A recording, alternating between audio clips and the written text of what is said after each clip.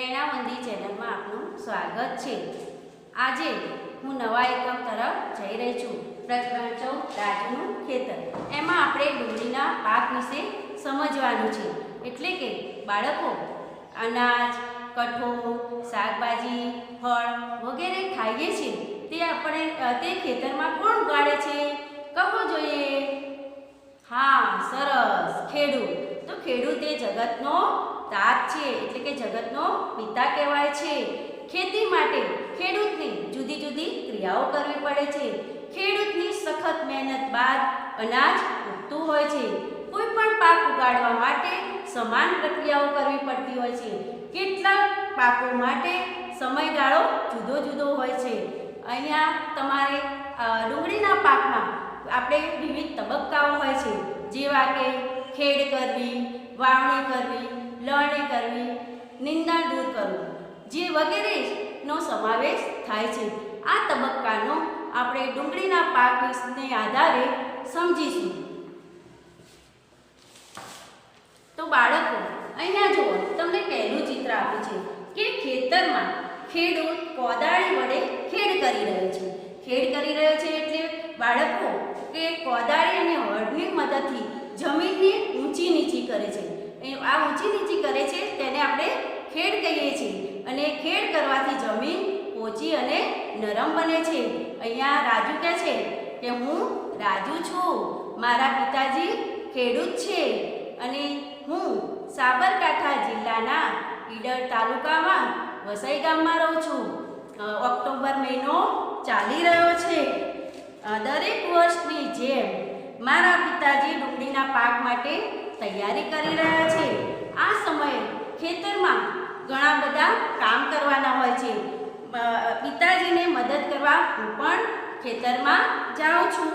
છેલ્લા થોડા દિવસોથી પિતાજી કોદાળી વડે જમીન ખોદી રહ્યા છે, જેથી ખેતર નરમ અને પોચું બને છે। અહીંયા રાજુ કહે છે કે મારા પિતાજી કોદાળી વડે જમીન ખોદી અને નરમ અને પોચી જમીનને કરે છે। તો બાળકો, આ ચિત્રમાં તમે જોયું કે રાજુના પિતાજી કોદાળી વડે જમીન ખેડી રહ્યા છે। હવે આપણે બીજા ચિત્ર તરફ જઈશું। તો બીજા ચિત્રમાં જુઓ કે બીજની વાવણી કરતું ચિત્ર છે। શેનું છે?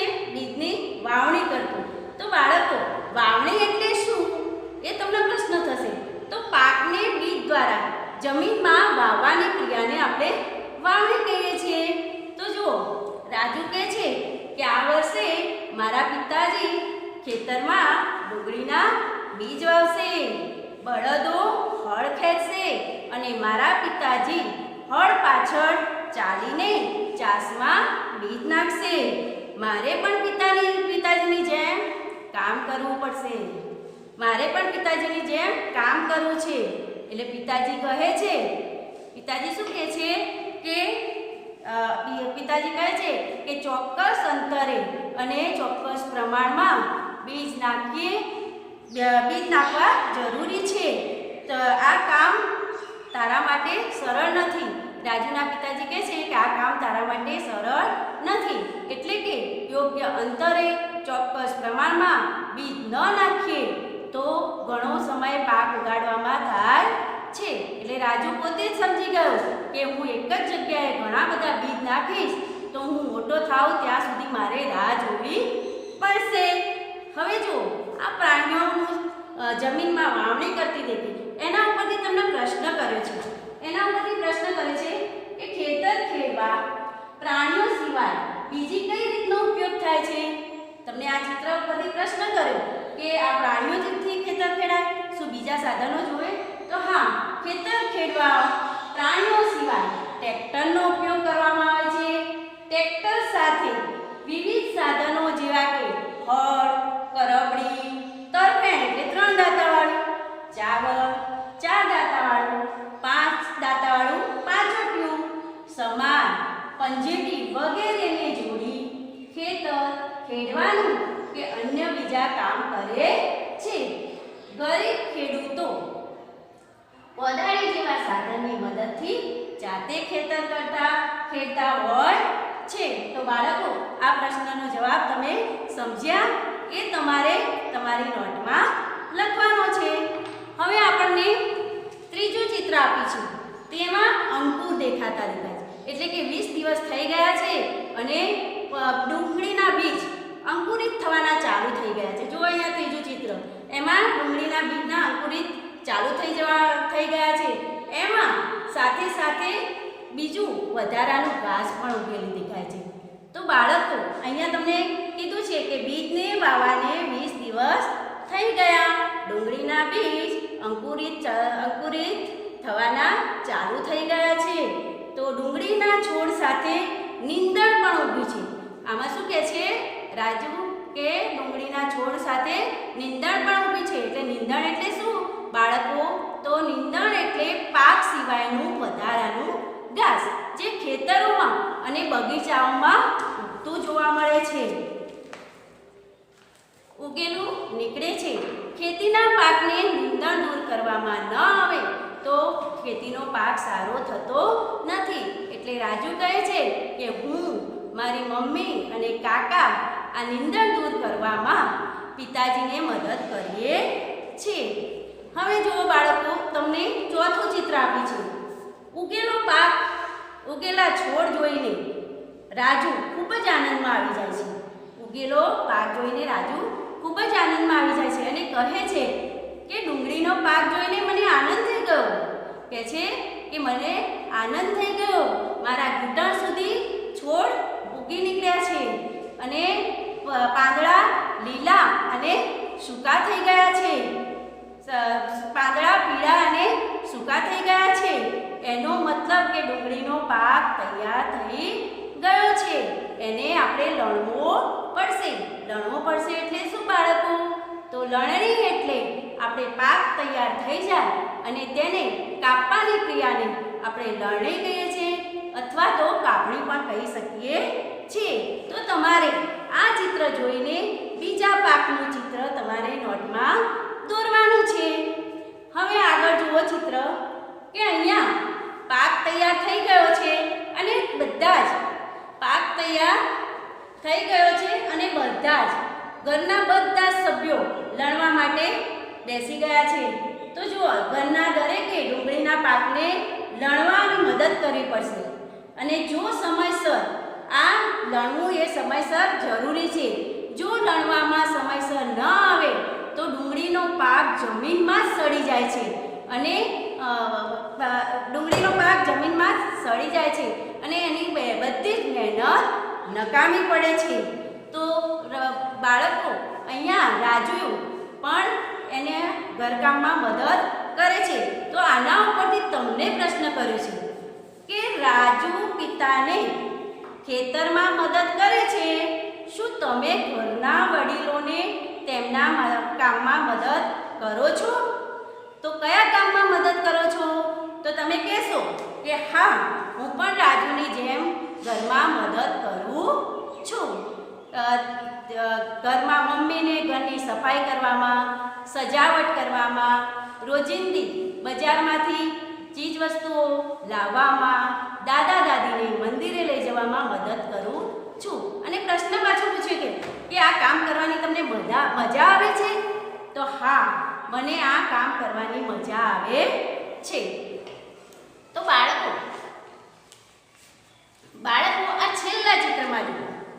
છેલ્લા ચિત્રમાં રાજુ ખૂબ ખુશ થઈ ગયો છે અને ઘરના પણ ખુશ દેખાય છે.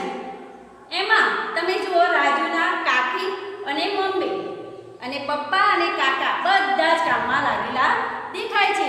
એટલે ઘરમાં બધા ખુશ છે. આ વખતે ડુંગળી મોટી અને સારી થઈ ગઈ છે. મમ્મી અને કાકી ડુંગળીની સુકાયેલી ડાળી કાપવા માટે ઈલીચનો ઉપયોગ કરે છે અને આ ઈલીચ છે એ ધારદાર હોય છે. એની ધારદાર હોય છે માટે તેને કાપતી વખતે આપણી આંગળીઓ કપાઈ ન જાય તેનું આપણે ધ્યાન રાખવું જોઈએ. તો પિતાજી અને કાકા, એ તમે જુઓ ચિત્રમાં, પિતાજી અને કાકા ડુંગળીના કોથળાઓ ભરે છે. તમને દેખાય છે ડુંગળીના કોથળાઓ ભરે છે અને આ કોથળાઓ ભરી પિતાજી તે ટ્રકમાં મંડી કે બજારમાં વેચવા લઈ જાય છે. તો બાળકો, બધા જ તબક્કાઓનો અભ્યાસ કરો. હવે એના પછી આપણે સ્વાધ્યાય કાર્ય શરૂ કરીશું. આ સ્વાધ્યાય કાર્ય તમારે તમારી નોટબુકમાં લખવાનું છે. એમાં તમને પહેલો પ્રશ્ન પૂછ્યો છે કે રાજુએ તેના પિતાને કયા કામમાં મદદ કરી. તમને પહેલો પ્રશ્ન પૂછ્યો છે કે રાજુએ તેના પિતાને કયા કામમાં મદદ કરી. તો રાજુએ ખેતરમાં જમીન પોચી બનાવવામાં, ખેતરમાં નીંદણને દૂર કરવામાં, ડુંગળીના પાકને લણવામાં અને ડુંગળીના કોથળા ભરવામાં મદદ કરી. તો બાળકો આ જે મદદ કરે છે ખેતરમાં રાજુ એના પિતાને, તો તમે પણ બાળકો ઘરમાં તમારા વડીલોને મદદ કરજો. તમારા ઘરની નજીક કોઈ, બીજો પ્રશ્ન છે, તમારા ઘરની નજીક કોઈ ખેતર છે? તેમાં શું ઉગાડવામાં આવે છે?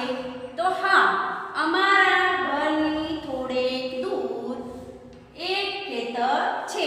તેમાં ઘઉં, બાજરી, કઠોળ, શાકભાજી વગેરે પાકો ઉગાડવામાં આવે છે. હવે ત્રીજો પ્રશ્ન તમને પૂછ્યો છે કે રાજુના પિતા ડુંગળી ટ્રકમાં ભરી બજાર લઈ જાય છે. જો રસ્તા બરાબર ના હોય, તમને શું કીધું? જો રસ્તા બરાબર ના હોય તો ફળો અને શાકભાજી એક જગ્યાએથી બીજી જગ્યાએ કેવી રીતે લઈ જવાય? તમને પ્રશ્ન કર્યો કે રસ્તા બરાબર ના હોય તો આ ફળો અને શાકભાજી કેવી રીતે લઈ જઈશું? તો જો રસ્તા બરાબર ના હોય તો ફળો અને શાકભાજી ટ્રકો, લારીમાં, બળદગાડામાં આપણે એક જગ્યાએથી બીજી જગ્યાએ લઈ જઈશું. હવે આગળ પ્રશ્ન પૂછે છે કે ફળો અને શાકભાજી લઈ જવા માટે કેવા પ્રકારના વાહનોનો ઉપયોગ થાય છે? તો ફળો અને શાકભાજી લઈ જવા માટે ટ્રક, ટેમ્પો, બળદગાડી, ઊંટગાડી, પેડલ રિક્ષા, હાથ લારી વગેરે જેવા સાધનનો આપણે ઉપયોગ કરીએ છીએ. હવે બાળકો અહીંયા જુઓ, તમને પ્રશ્ન કરે છે કે રાજુના ખેતરમાં વપરાયેલા થોડા સાધનોના ચિત્રો અહીં આપ્યા છે. આ સાધનોનું નામ લખો અને તમારા વિસ્તારમાં તેને શું કહેવાય છે અને તેનો ઉપયોગ શું છે તે પણ લખો. તો જુઓ બાળકો, અહીંયા તમને હળનું ચિત્ર આપ્યું છે. તો આ પાઠમાં તમારે નામ લખવાનું છે હળનું. એમાં તમારા વિસ્તારમાં, તો અમારા વિસ્તારમાં પણ આપણે હળ કહીએ છીએ. ઉપયોગ, હવે તેનો ઉપયોગ લખવાનો છે. તો ખેતર, જો બાળકો આ શેનું ચિત્ર છે? હળનું. તો હળ, એનું નામ તમે લખશો હળ. તમારા વિસ્તારનું નામ, તો આપણા વિસ્તારમાં પણ હળ કહીએ છીએ. હળનો ઉપયોગ શું તમને કીધું છે? તો ખેતર ખેડવા, જમીનમાં ચાસ પાડવા અને જમીન પોચી બનાવવા. ચલો જોઈએ બાળકો, હવે આ બીજું ચિત્ર. બીજું ચિત્ર શેનું છે? કહો જોઈએ. હા, કોદાળી. તો આ ચિત્ર કોદાળીનું છે. આપણા વિસ્તારમાં પણ એને આપણે કોદાળી જ કહીએ છીએ. તેનો ઉપયોગ આપણે લખવાનો છે. તો જમીન પોચી બનાવવામાં અને જમીનમાં ખાડા કરવા માટે આપણે કોદાળીનો ઉપયોગ કરીએ છીએ. હવે જુઓ આ ત્રીજું ચિત્ર. તો ત્રીજો ચિત્ર આપણે આગળ પાઠમાં ચિત્રમાં પણ જોયું હતું કે રાજુના મમ્મી અને કાકી ડુંગળીની સુકાયેલી ડાળી કાપતા દેખાયા હતા ને આ ચિત્રમાં. તો આ ચિત્રને આપણે શું કહીએ છીએ? ઇલ્લીજ. અને એનું નામ છે દાંતરડું. આપણા વિસ્તારમાં એને આપણે શું કહીએ છીએ? દાંતરડું. અને તેનો ઉપયોગ ફળ, શાકભાજી, પાક, ઘાસ ને કાપવા અને તેની ફાડ કરવા માટે તેનો ઉપયોગ થાય છે. હવે બાળકો આપણે નવા પ્રશ્ન તરફ જઈએ. એટલે કે આ પ્રશ્ન એવો છે કે તમારો આખો પાઠ, એનો તમે પાઠ સમજ્યા હોય અને આ તબક્કાઓ તમે સમજ્યા હોય, એટલે કે એને ખેડૂતની પ્રવૃત્તિ વિશે સમજ્યા હોય તો તમને આ પ્રશ્ન આવડશે. ધારો કે તમને અહીંયા જો કીધું કે પાક ઉગાડવા માટે ઘણા બધા કામો કરવાની જરૂર પડે છે. હવે ચિત્રો જુઓ અને તેમના સાચા ક્રમ આપણે આપવાના છે. તો આપણે પાઠમાં પહેલા શું જોયું હતું કે ખેડૂત જમીનને ખેડ કરી રહ્યો છે. શું ખેડૂત જમીનને ખેડ કરી રહ્યો છે? તો આમાં શોધો કયું છે? તો ખેડ કરતું ચિત્ર આ પહેલો નંબર આવશે. બીજું આપણે બીજા ચિત્રમાં શું જોયું હતું? બીજની વાવણી કરી હતી. તો વાવણી માટે તો બીજની વાવણી, બીજ વાવવું એ આપણે એનો બીજો નંબર આપીશું. અને ત્રીજા ચિત્રમાં ખબર છે કે પાક સિવાય વધારાનું ઘાસ ઉગી નીકળ્યું હતું, એને આપણે શું કહીએ હતા? નિંદણ. તો આ નિંદણ દૂર કરવા માટેનું ચિત્ર છે, તો એનો આપણે ત્રીજો નંબર આપીશું. અને હવે ચોથું ચિત્ર આપણા પાઠમાં કયું જોયું હતું કે આપણે પાક તૈયાર થયો હતો અને લણવા માટે. તો એ તૈયાર થયેલા પાકને લણવો એટલે કે કાપવો. એ ચિત્રનો આપણે ચોથો નંબર આપીશું. અને તમને ખ્યાલ હશે કે જમીનમાં મૂળ સાથે ખોદવા, ડુંગળીને કાપવામાં નહીં આવતી પણ મૂળ સાથે ખોદવામાં આવે છે, તો એનો આપણે નંબર આપીશું 5મો. કારણ કે દરેક ખેડૂતની પ્રક્રિયાઓ તો સમાન જ હોય છે લગભગ, એટલે બધી પ્રક્રિયાઓ દરેક ખેડૂતની સમાન હોય છે, પણ એમાં કોઈ જગ્યાએ કાપવું પડે છે અને કોઈ જગ્યાએ ખોદીને લેવું પડે છે. માટે આનો 5મો ક્રમ આપીશું. અને છેલ્લે તમે જોયું હતું કે રાજુના કાકા અને પપ્પા ડુંગળીના કોથળા ભરતા દેખાય છે, તો આપણે એનો 6થો નંબર આપીશું. તો તમે આ પાઠમાં જે પ્રવૃત્તિ કરી એના સાચા ક્રમ ગોઠવવા માટે તૈયાર થઈ જાઓ. તો પહેલો કયો? ખેડ કરતો. બીજો વાવણી કરતું. ત્રીજો નંબર નિંદણને દૂર કરતું. ચોથો પાકને લણતું. અને 5મું જમીનના મૂળ સાથે ખોદતું. અને છેલ્લો નંબર આપીશું કોથળા ભરવામાં. હવે બાળકો, તમને આગળ પ્રશ્ન પૂછું છું, તો તમારા વિસ્તારમાં કયા કયા પાક લેવામાં આવે છે? તમને પૂછ્યું છે કે તમારા વિસ્તારમાં કયા કયા પાક લેવામાં આવે છે? તો ઘઉં, બાજરી, જુવાર, મગ, એરંડા, કઠોળ, જવ, ઈસબગુલ વગેરે જેવા પાકો લેવામાં આવે છે. તો બાળકો, આ સ્વાધ્યાય કાર્ય તમારે ઘરે કરવાનું છે. તો બાળકો, આ પાઠનો તમે ધ્યાનપૂર્વક અભ્યાસ કર્યો હશે અથવા ઘરે તમે અભ્યાસ કરજો. તો બાળકો, આ પાઠનો ધ્યાનપૂર્વક અભ્યાસ કરવા બદલ આપ સર્વેને ખૂબ ખૂબ અભિનંદન. ફરીથી મળીશું બીજા પ્રકરણમાં.